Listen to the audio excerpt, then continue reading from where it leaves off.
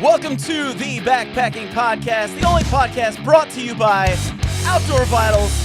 For myself, John Kelly, and for my good friend, the King of Kentucky Backpacking, Jeremiah Stringer. We're glad to have you here on episode number 252.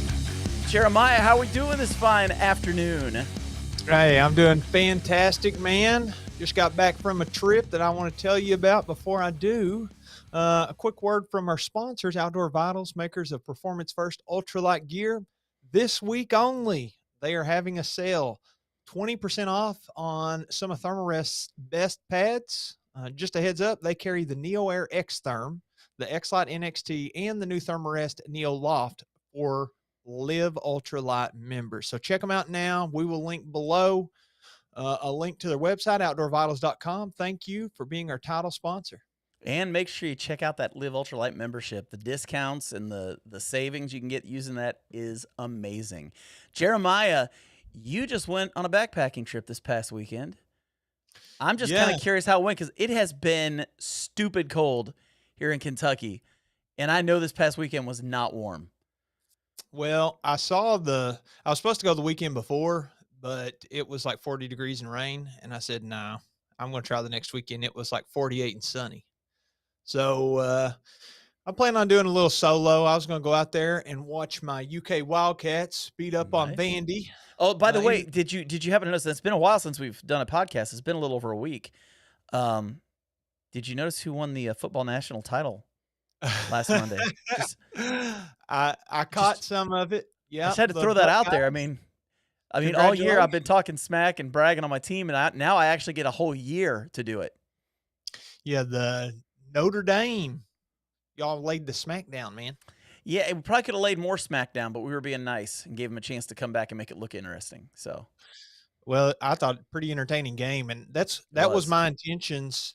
The people I would normally go backpacking with, typically it's Jason or Jonathan or somebody fairly local, but they were indisposed. So I was just going to do a solo, and I said, I only get away about once a month, give or take.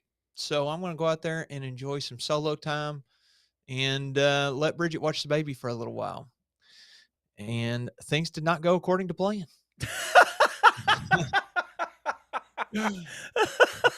What a surprise. So what exactly went wrong? Well, first of all, Wednesday, I was leaving for the trip Saturday. So Wednesday, I said, I think I pretty much decided I'll leave the house around noon or so. I'll go out there and walk a mile or two in and watch UK play Vandy at 2:30. I was like, Vandy's not very good. UK's going to beat up on them. Well, I missed the game, which is good because UK lost. Did they really? Yeah, they lost.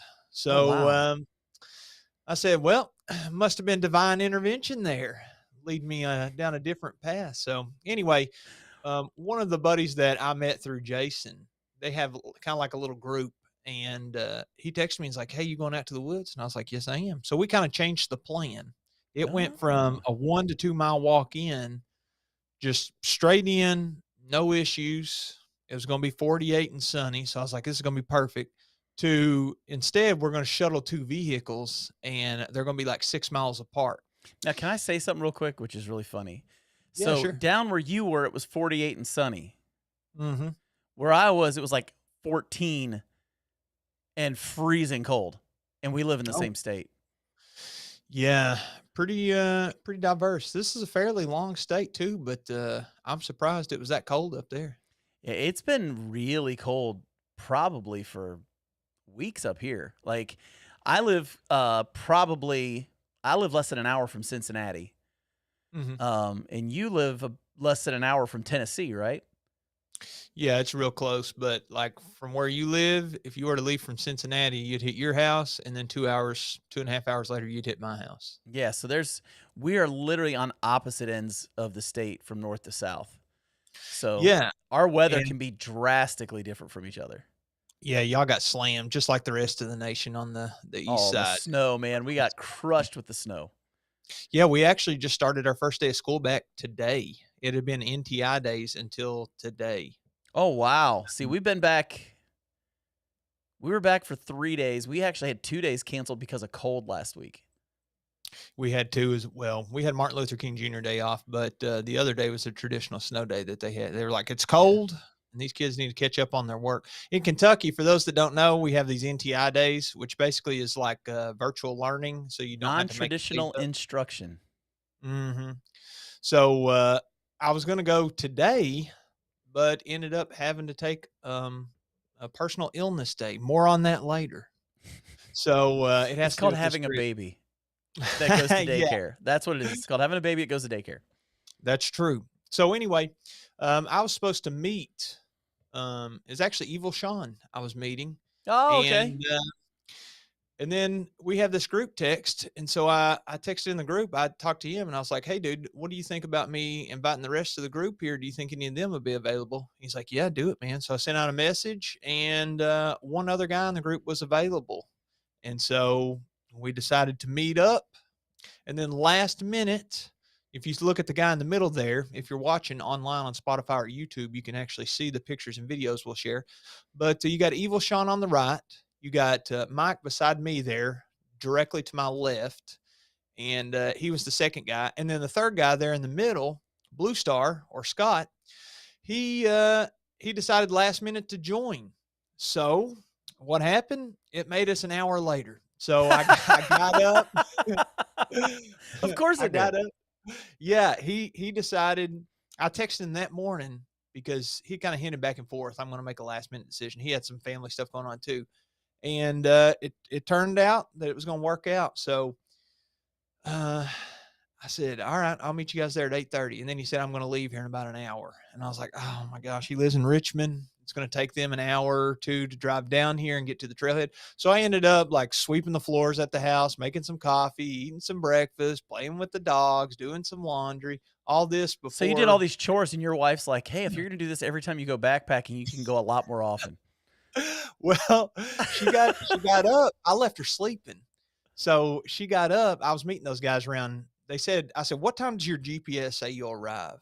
And he said 9:19. And I said, "Okay, I'll be there at 9:15 to meet you." So I done all this stuff. So it gave me an extra hour. So she got up. I got a text when I was sitting at the trailhead waiting on them. And she's like, "Oh, the kitchen looks great. I love that you done all the dishes." So that's my little gift to her before I left. A little thank you. Ah, happy wife, happy life. Always smart. Yeah. Always smart. This is a So life lesson for those guys out there who are wondering why they can't find someone. Typically, if you can't find someone, you probably ought to look at how you treat people. I'm just oh, gonna listen to it. I'm just saying I had to learn that lesson the hard way when I was younger. I was not as thoughtful as I should have been, and I was always like, "Why am I single?" And then I started taking an inventory and went, "Oh yeah, there's a lot of good reasons for that." And usually it's not the woman's fault. So, kudos to you, Jeremiah. Kudos to you. Well, thanks. I have no opinion on what John just said. I'm going to He totally does. stay He has an out opinion. of his. He's not stating it, but I can promise you he has an opinion. I'm not one to give love advice here. This is the. I'll give you some unsolicited backpacking advice, but I don't know. I don't know too much. John's well seasoned. He's been alive I longer know, than me. I know, I know. Like the wheels are spinning in your head right now, and you're like, I want to say like 3 or 4 different things, but I'm just not gonna do it. Oh, I won't do it, Jim. I don't want to alienate anybody. We got some great people listening out there, whether I'm they're not alienating single, anybody. I'm divorced, trying to married. give life advice so that guys can be as happy as we are. Touche. That's Touche. my. I want other people to have the kind of joy in their lives that you and I have with the women we got to marry. I love that. Yep, I'll let it rest on that. There we go. So anyway, I get to the trailhead and I'm waiting on these guys, and like 9:30 rolls around, and I texted them and I dropped them a pin again, and I was like, just making sure y'all are headed to the right trailhead, because when you got to shuttle vehicles, of course you got to meet at one Right. trailhead, all get into a different vehicle, and then Drive to take the it to other the. end. Yep. Well, of course they went to the wrong one. So I had to, yeah. They went to the wrong one. So they called me and they're like, "Hey, we'll be there in like 10 minutes." And so we finally got switched into the vehicles. Weighed everybody's pack, dude. I should have taken a video of this. Okay, I'm going to give you one guess at who had the heaviest pack and how much it weighed. You get one guess. Who do you think it was? You. I was in second place. Scott was in first. Oh, see, I don't know Scott, so I wouldn't know. I wouldn't have any like basis for my answer on that one. Well, my backpack weighed 42 pounds. So that was the overnighter. What do you think Scott's weighed? A 42-pound overnighter. You were really going Yeah. for luxury. Well, I did If take yours like was 2 pounds 42, I'm of guessing his was like 50. his was 44. The scale only went up to 50. Oh, wow. Yeah, I had some bulk items in there, dude. There's one I'm going to show you here in just a minute that you may lose it. But I did make pad thai the night before, so I took like 2 pounds of pad thai for lunch. Heated it up in my little backpack Did and you cook share the pot. pad thai, or did you literally eat 2 pounds of pad thai by yourself? Well, I may have eaten it. I may have eaten it, and I put some sriracha. Here's a little hack for people: if you can't find the packets of sriracha, which I couldn't, I live kind of in rural Kentucky. You could order them on Amazon, but since I procrastinate and had lack of preparedness ahead of time and forethought to actually order them and wait 2 days, you can just take like a snack size Ziploc and squirt sriracha in there and cut off the corner, and then voila, you have a very wasteful packet of sriracha. Have you done that? But you're throwing away all that Well, plastic. It's like 100 times bigger than I one of told those you I little. found sriracha powder, right? No, I don't remember you telling me that. Yeah, I've actually got sriracha powder. So all I have to do is like take it and put it in my food, and like if I'm dehydrate, if I'm using like freeze dried food, I can just put Hmm. the powder in with it, put my water in, and the flavor's already in there. I don't have to worry about adding more. Yeah, John's a little smarter than me. Like I said, I don't wise know if I'd say is smarter. I would say I just found something. well, all right. I can agree there. Yeah, I'd So, definitely say you're the guy with the master's degree, not me. well, we do what we can. So that picture that you showed a second ago, that was Yeah, at the first like big thing that we saw, and it was an overlook. Actually, I just put out a video last week on my channel where I did a hike in this same area, and this overlook, I had the fall colors. Right now, everything's dead and it's winter time. So me and the guys hung out there, had a snack. Remember, Scott's backpack was really heavy, but he right. drinks like a Red Bull or two a day. So he brought a couple Red Bulls and all like fresh stuff, dude. He had like multiple fresh apples and bananas and oranges. So his backpack shedded like 15 pounds, the Oh, next morning wow. walking out of there. Yeah, pretty incredible. And That Mike is. also brought Dolly, the little sweet I dog that he love has. Dolly. I love Dolly. I wish I had a picture. I have a Yeah. picture of her. I should have put that picture in here. Well, she's clutch, dude. She carried some gear for me. She has her own little backpack. Yes, she does. So I had I had these batteries that weigh 11 and a half ounces each, and we stuck two of them in Dolly's pack, and she did great. She carried them right down the trail with us all the way to camp. So anyway, after we hit that overlook, then we started descending down into the creek bottom. And like I said, not a whole lot of forethought here. I just talked to Evil Sean. We made the plan, and then we kept it moving. Right. So Yeah, then I love the once we got down foreshadowing. there, I like the foreshadowing you do, though. You go, not a lot of forethought went here. So automatically, my mind is going to like 50 different things right now, going, oh, that you set that up perfectly. Just want to throw that out there. well, we got down to the bottom of the hill, and there's a campsite down there. And I said, boys, this is not the campsite. Our campsite is like another 4-ish miles. We need to walk up the creek, like alongside the creek, another 4 or so miles. So there was a big issue, though. If you want to play the first clip, we'll take a look at what Okay. happened here. Scott's figuring it out. I don't know if this is it. There's some thick ice. I don't know where it's the thickest though. Hmm. Yeah, so I didn't think about this and I didn't count them, but there were at least a dozen or more creek crossings. And Where bro, the water's frozen and you got to find a way across without breaking through ice. yes, you got to find a way without breaking through ice. And at some points, the water's literally just flowing through. So you have like 33-degree water running under this ice. And in some Oh, parts, it's still flowing. It's not frozen there. So none of us had thought to bring micro spikes, and everybody on the trip had them. So what could we do, right? It was either turn and walk back to the vehicle a mile or two, or keep going. And I didn't even think about the future creek crossings. I was just like, well, we got to get past this first one, and then you get another mile, and it's just an endless supply of creek crossings. is that It what these took other us, videos are? yeah. There's some other ones, man. If you show But right there, the farther you go upstream, the thicker it is. So this was one. This was another one that you had to get across in order to get to your campsite. yeah, and show the one of Scott on the tree there. Okay, is this the last one here? I think so. Have to straddle it and scoot it. Oh man, you had to go across that. Well, Scoot on up here. And he's got like a 44-pound pack on. that's right. He had a 44-pound pack, and dude, he's about 5'3", 5'4", something like that. I mean, Oh, he's really? strong in stature. Yeah, he's really strong and fit, but he's also, on the shorter side.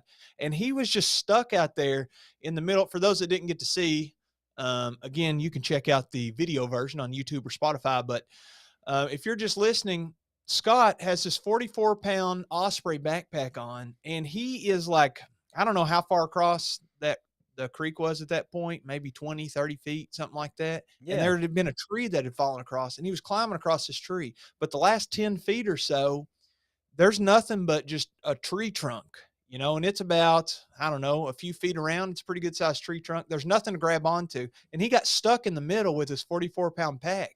And he's like, come over here and help me. And I could not stop laughing. It was hilarious, dude. And so you just left him out there and didn't help him. Well, I said, I don't know what you want me to do, bro. I can't crawl out there. He had his trekking poles on each side, just teetering back and forth, touching the creek. This is friendship at its best. This is the difference between men and women. This is the difference between Yeah, men and women. If that was women, they'd be doing everything they could to help her get across. They would all be concerned for her safety. All this.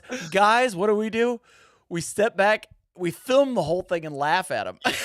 Dude, he was the only one without his camera out. The only one. And it's Oh, because I he was in know. a full panic out there. So he almost fell twice. That backpack kind of shifted on him. We was like, whoa, whoa, whoa, whoa. And finally he got close enough. I said, dude, you got to put your hands in front of you and kind of just scoot yourself, 4, 5, 6 inches at a time across this tree. And then once I can reach you, I can just pull you up. So once he got close enough, I just grabbed his arm and just pulled him up the hill. But during the sketchy time, Oh man, it was pretty tight, man. So that I just can't keep going back to the thought of how do you know you have good friends? yeah. They laugh at you in your time of need. That is how you know you've got good friends. Well, dude, we kept going, and that was probably, I don't know, that wasn't the final creek crossing. That was fairly early in the trip, or maybe halfway. Yeah. And we just kept hitting them, dude. And I was the only one that brought like heavily insulated, not even heavily insulated. They're only like 450 gram Thinsulate, but I wore my moon boots. That's what I call them. I bought some Columbia boots when we were going to New Hampshire to meet up with Justin Sylvester. Oh, It's good in okay. the wood. And I bought them because I was like, dude, there's going to be feet of snow up there. I'm going to need snowshoes. I'm going to need a good warm boot that I can strap the snowshoes to and the micro spikes. And I even got it a size bigger. I got a size 16 moon boot from Columbia. Man, And that's a rare yeah. find. yeah, I'm probably the only one in history that's bought that. So I don't know what the market is on those things. But I wore some sock liners and wore some Injinji sock liners and wore some darn tough socks. And the boots aren't super comfortable. You could feel the steps, but they were waterproof. And I was pretty much the only one that was just like, screw it. Some spots I'm just going to walk through. And they're like, no, that's a terrible idea, dude. You do not want to get your feet wet out here. Because if you click on one picture I put on there, it may be number 2. I can't remember, but it's got snow as we're going over the hill. So up at the overlook, everything was great. But once we got down there, everything was frozen and still snowy. So they were like, dude, with this snow and your feet getting soaked, that's a bad combo. Yeah, And and I can tell you a couple Januaries ago, me and my buddy Josh, we went to the gorge and we were hiking, and there were a bunch of water crossings. I had waterproof socks on, and my feet technically never got wet, but man, did they get cold, like really cold. I was wearing trail runners and socks, and I was like, I'll be fine. My feet won't get wet. I'll be okay. It took forever for my feet to get warmed up that night. it made it really hard just to even get to sleep. So it ended up being a Nalgene bottle with boiling water in it kind of night just to get my feet warmed up. Well, there's a couple more things that I want to mention on this story, but can we pause for just a second and discuss the trail runners and just the situation that you were just talking about for a second? Yeah.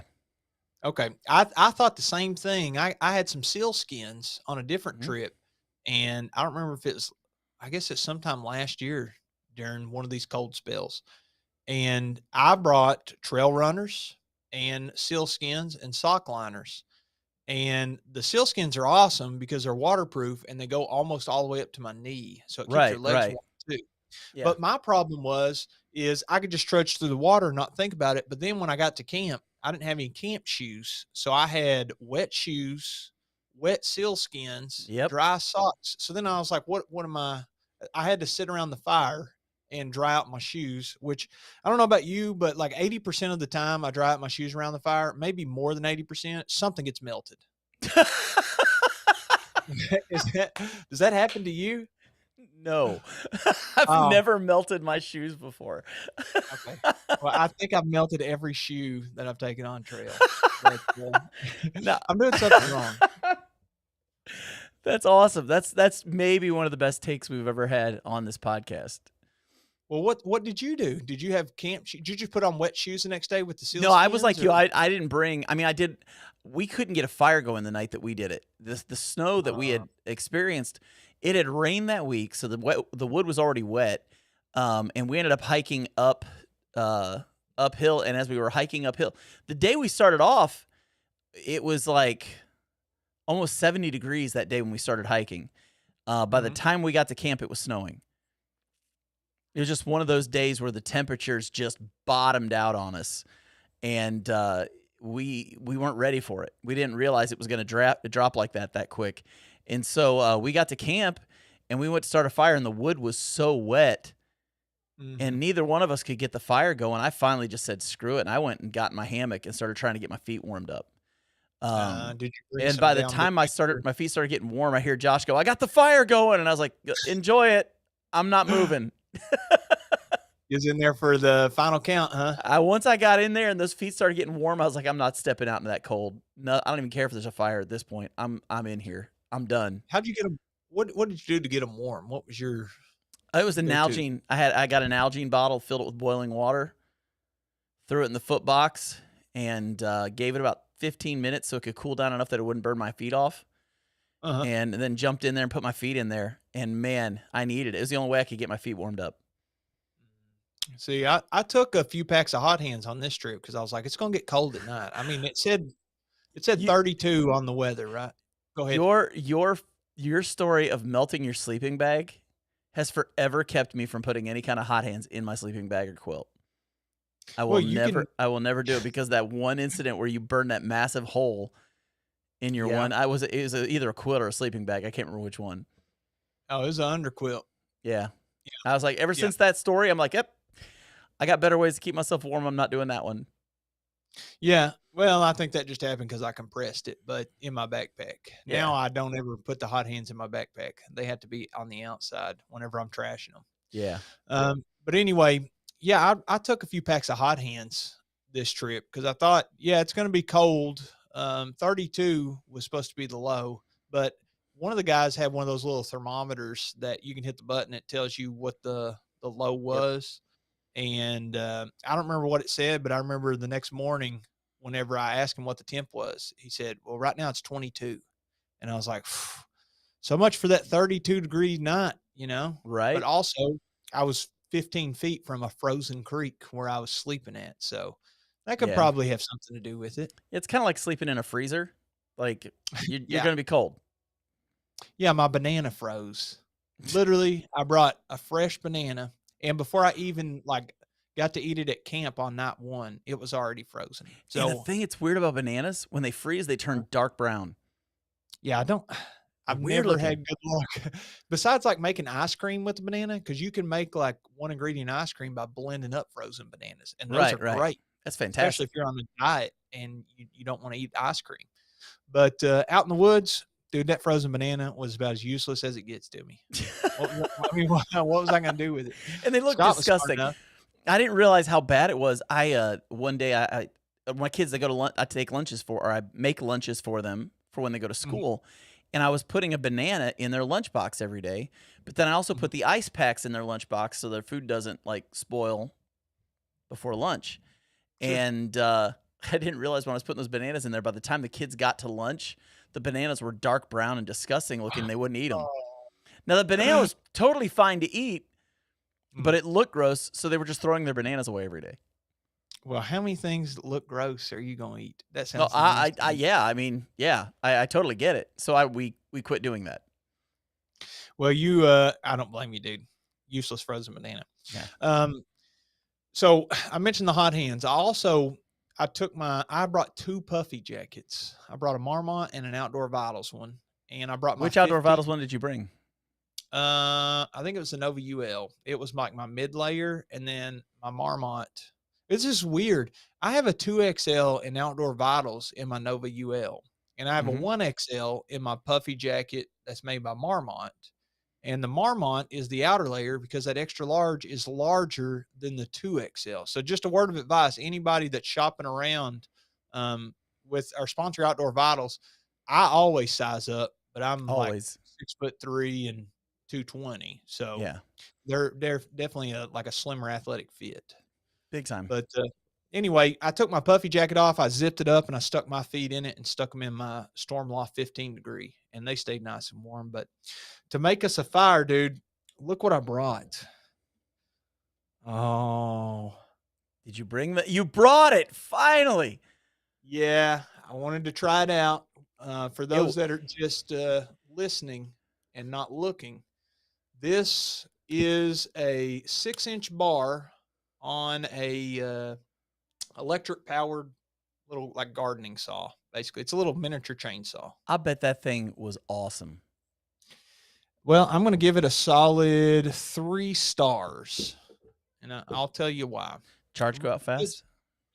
Well, it was in the 20s, but I was like, I have multiple batteries. Dolly carried 2. I think Sean carried 1, and I carried the saw. And the saw weighs like 2 pounds without a battery. Really? That's So, it? yeah, it's a couple pounds. I That's I not weighed bad, everything, actually. and I think it was like 3 pounds and some change, like 3 pounds, 2 ounces or something. I don't remember exactly, but it's around 3 pounds. So I figured if we split the batteries up, then everything would be good to go, right? I mean, Yeah. I wouldn't have to carry multiple batteries and the saw. So anyway, we tried it out, dude. We fell some pretty good trees, some pretty thick trees, and made us a nice big fire. The batteries, they ran out pretty quick, but I was strategic. I kept them warm the whole time. I kept them in my puffy jacket while I was wearing it, and I took them out every time we weren't using the saw and kept them in my puffy jacket. So it did make a lot less work, and thankfully, Mike had brought his broken tip silky saw. So we still had like I don't know how long that is with the broken tip, 8 inches or so. Yeah. But yeah, it worked out well. We were able to make the fire, and I'm going to give it another go, dude. I'm going to bring it on a trip where it's not so cold and see if, whenever it's not in the 20s, if I would give this more than 3 stars. Now, you and I and a bunch of friends are going out in like a month. Yeah, I'm hoping that one of them is going to bring like a 24-inch bar chainsaw, and we could just saw. I don't know if we're So, staying at a campground or mean, what. I don't know, but I think I'd be if they don't, you should bring yours. Well, I have an actual saw, Do you? you know, like a gas powered, like Yeah. a Olin or something. I think that should happen. Yeah, and dude, these, if they were a little bit lighter, this right here would be perfect for the trail.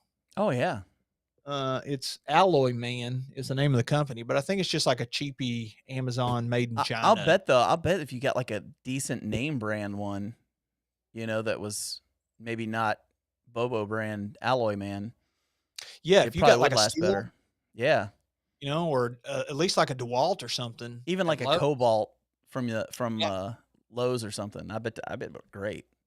Yeah, I would heavily suggest anybody if that's within the realm of possibility. If you do like the backpacking, Now, I'm not in the through van like hiking we with one of do- those things. I'm not through No, hiking with I'm one of those things, but if I'm just doing like winter backpacking 2 or 3 miles in, shoot, Mhm. man, I'm in.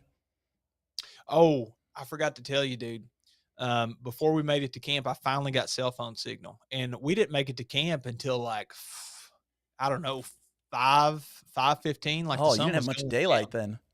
No, and I wanted to start at 8:30, but of course we got delayed a little bit. It's no big deal, but it meant that we started closer to 10, and all of a sudden you got 5 miles. I think it's 4.3 to the trail. I mean to the campsite, And water and crossings and the ice and yeah, everything took forever, and you wanted to make sure nobody got hurt, slipped on the ice and fell through and got soaked or fell and, they had that big backpack on, they could get hurt.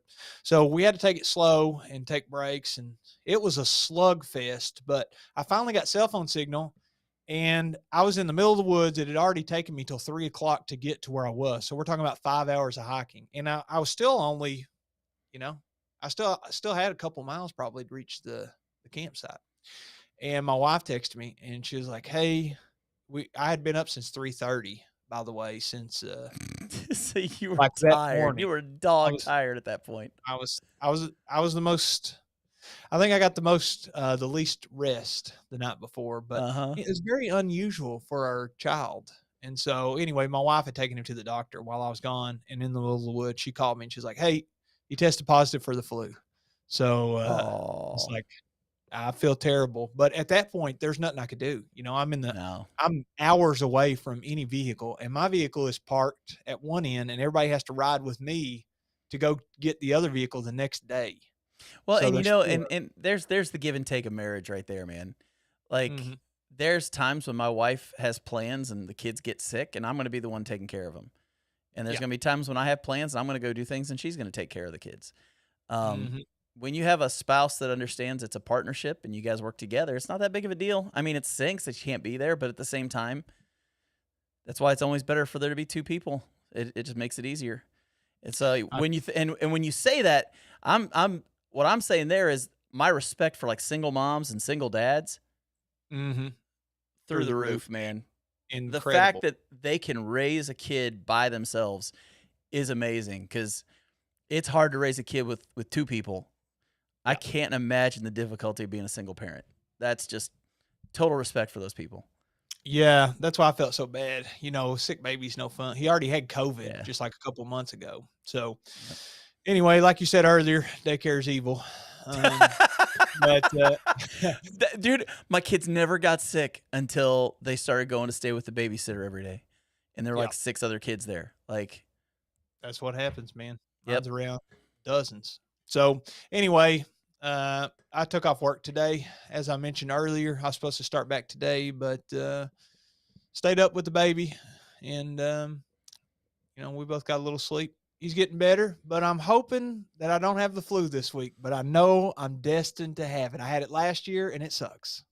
Go ahead and start taking the extra vitamin C now, man. Yeah, that's what I'm thinking. Load So, up.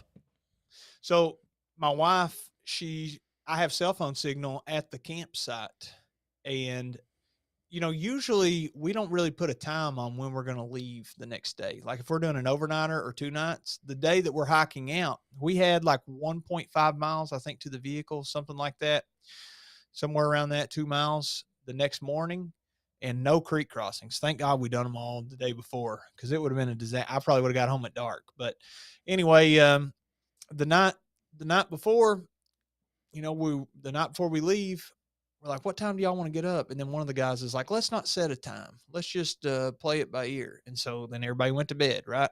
And then I woke up the next day. I woke up around 7, and one of the guys is building a fire.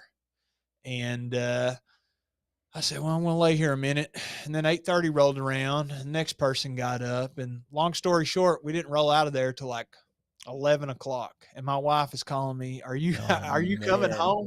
I've been up all night with this baby." And so I just felt terrible. So I was like, I had to take off work the next day so that Yeah. we can get some sleep. So That's called we'll being a see if good husband. That's called being a good husband. yeah. Well, I've learned now since having a child that, well, it's very inconvenient having a child, but your family's way more important than the job. If I died Yeah. today, they would have a new person working there next week. Yep. Not that I don't like my job, but Yeah. sometimes you got to make certain concessions and say sorry to the boss and take care of yourself and your family. And that's what we're doing. Here we are. I Nice. made it back alive. And you're here so that we could talk about it today for our podcast episode. Yeah. And you say we got that trip coming up. Let's see, that's the end of the month. End of February, yeah. End of Going in, I think February. we're actually end of February into March. Yeah, beginning of March. And we've been texting a little bit about that. I think that those guys will have a chainsaw. I don't think that'll be an issue. The best thing about those kind of trips is if you're doing the off-roading, you don't have to worry about weight, bro. There's no 45-pound know. backpack slugging it through the I woods. know, man. I've been thinking about that. I've been like, man, what can I bring that I don't normally like? I could just bring a regular folding chair, like a camp chair. Yes. This is something I don't understand, man. Why, if you're going on one of these trips, I see some guys still bringing like their little Helinox chair, like the Chair Zero. And I'm heck like, no. bro, we need we're going to a baseball game, baby. We're going to be sitting there in our chairs with double cup holders. Dude, I'm bringing my big old Nero swinging chair that I've got. Dude, that thing, it probably weighs 15 pounds. But I'm bringing that. That thing is awesome. It's like almost like a hammock chair. Mm-hmm. Yeah, that's coming. No doubt about it. You do have to worry about like space getting taken up, though. I mean, I don't have one of those rigs. I think that all of us that are going that kind of hang out, half the people have rigs, the other half are co-pilots. So Yeah. I always think, man, I can't bring too much because it's all got to fit in this Jeep or Bronco or whatever Yeah. these guys. Well, it drive sounds like monsters we with. may be base camping. So for base Oh, we camping, can I just start gotta early. fit in my truck. Yeah, that's ideal. So we'll see. See what Yeah. happens. Well, man, see. you know what I'm thinking? I'm thinking our next episode, we need to talk about cold weather backpacking a little bit and what to do it with like sleeping pads and R value and stuff like that. Would you be down for that? That sounds great, dude. Let me mention one thing. Yeah. Scott brought 2 air mattresses on this trip. One was non-insulated Mhm. and one had an R value of like, I don't know, 4.8, 5.2, something like that. Wasn't super high, well, not super low. And I said, which way are you going to stack that? Are you putting the uninsulated one on the ground or does it matter? So we had a little discussion about that. And in the next episode, maybe we can figure out what would be the most effective way. If you got one insulated, one uninsulated, we can tackle that and the R values. I think that's a fantastic idea. I think you folks need to be looking forward to that because that's a great idea. And Jeremiah, if people are listening to this, we release these on Thursdays. If you're listening to this on a Thursday, if you happen to be in the Red River Gorge that night and that next morning and you see me, wave and say hi because I'm going to be out there getting an overnight in because I'm going nuts, man. I've got such bad cabin fever right now, and I've had no chance to get out in a while. So I told my wife, I was like, I'm going in the woods Thursday night. I was like, I got to get out. I'm about to go crazy. So we have to get the kids off the bus at 3:00. And my wife works in Lexington, so she can't come home in time to get the kids off the bus. So for me to go, I have to go later on Thursday evening, and then come back and get home before 2. But I only live like an hour from the gorge, so that's not a big deal. But yeah, I just got to get out, man. I'm gonna go nuts. So You might we'll get to talk a little bit about that. No, I'll be night hiking. Yeah, I'll be I won't be able to leave. I'll probably get to the gorge around 8:30, 8:45. So I'll be hiking in. I probably won't even be doing a fire that night. I'll probably hike in, set up my hammock, and just get in it and pass out. Well, that sounds like not the worst thing in the world, man. You might have a little morning fire out there if it's too cold. Not complaining, and I may be taking a camera with me for the next day to do some recording. So I promised everybody that I would be bringing the channel back. I wasn't lying. The channel is coming back. And so I will be doing some filming while I'm out there too. Hopefully it doesn't rain too much though, because now I'm seeing that they're calling for rain on Friday. So we'll see what happens. We'll see what happens. Yeah, we'll see. Yeah. Well, Jeremiah, this was good. Your trip sounded like it was a lot of fun. I had a blast, man. I'm home and windburnt, and now I'm warm. Well, I'm glad you're home. I'm glad you're with your sick little boy, and you were able to take the day off from work. So for myself and Jeremiah Stringer, the king of Kentucky backpacking, have a great one. We'll catch you guys on the next one.